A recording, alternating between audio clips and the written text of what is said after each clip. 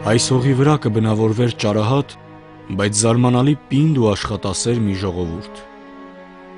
Այս հողն այո, մարդու չնման,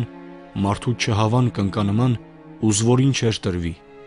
Սա բազմակողմանիորեն և հանգամանորեն մի լավ պիտի մշակվեր։ Աշխարհն էլ առատ, ընտրության հնարավորությունը մեծ, ով գլուխ կդներ այդ սև տրճեի հետ։ Զարմանալի պինդ ու համբերատար տղամարդկանց ցեղ էր պետք, որ սեփական ճակատագրի հետ քյալլա տալով այդ սև տրճեից բազմաբեղուն ծննդկան շիներ և որ իրենց նման պինդ ու հաստատուն սերունդներ տային աշխարհին։ Մենք ենք,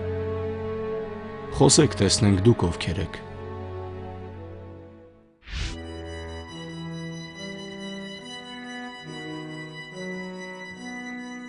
Հարյուրավոր տարիներ պետականությունը կորցրած հայի յուրաքանչյուր ընտանիք մի միկրոպետություն է, իր թագավորով, մեծ ու փոքրով, օրենքներով ու ավանդություններով։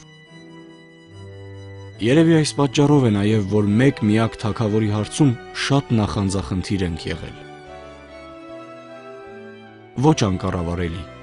այլ նախանձախնդիր։ Մեզ արժան թագավորի կարոտ։ Հայի արյան կարմիր գնդիկներն են ընտանիքները, հարատևման խորհուրդը։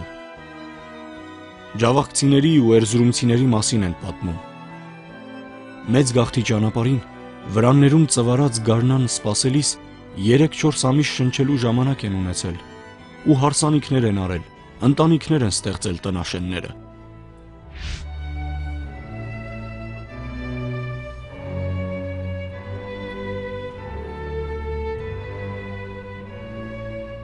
Կռունկներն այս հողի վրա չեն իջնում,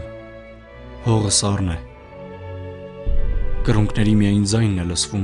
որ արծաթյա փետուրի նման շատ բարձրից իջնում է գետնին։ Բիձեկն էլ երեխեքին չեն թողնում, թե երամն անցնելիս գլխարկները թարս դնեն ու ցած բերեն կռունկներին։ Ու կարոտ են մնում կռունկների իջնելուն։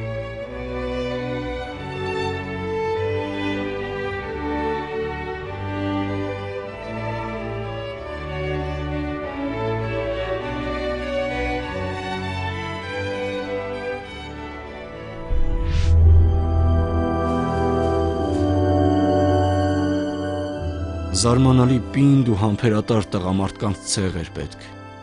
որ սեփական ճակատագրի հետ քյալլա տալով այդ սև տրճեից բազմաբեղուն ծննդկան շիներ և որ իրենց նման պինդ ու հաստատուն սերունդներ տային աշխարհին, որ սեփական ճակատագրի հետ քյալլա տալով այս հողը սանձահարեր։ Մենք ենք, խոսեք տեսնենք դուք ովքեր եք։